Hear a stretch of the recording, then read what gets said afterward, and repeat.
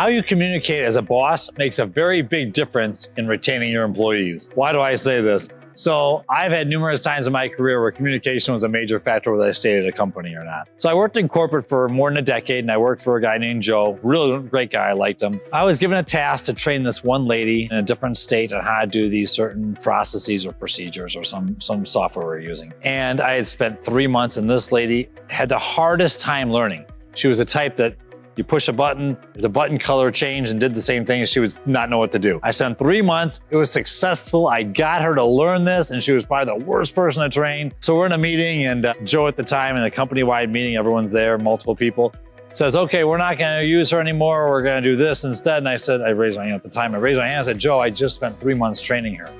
You know, to lose her now and not utilize what I just spent 3 months doing would not be a good use of time, I don't think. Can we try this?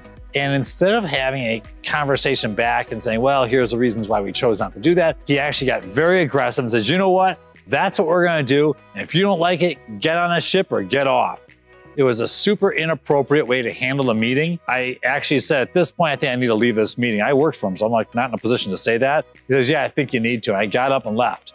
And I was so mad, I actually hit the wall across from my cubicle and put a hole in the drywall. It's obvious I did it. This is across from my cubicle, but no one ever talked to me about it. It got fixed. But the point was, I actually looked for a new job after that. It wasn't because of the assignment changing. It was because of the communication style that was chosen. I'm not like a soft person, but to be so aggressive and in front of all these people for no reason in a professional environment like corporate America was not appropriate. So the whole point is, be careful how you communicate to your boss, how you communicate to your employees, and be aware of culture. For more info, go to deanspark.com.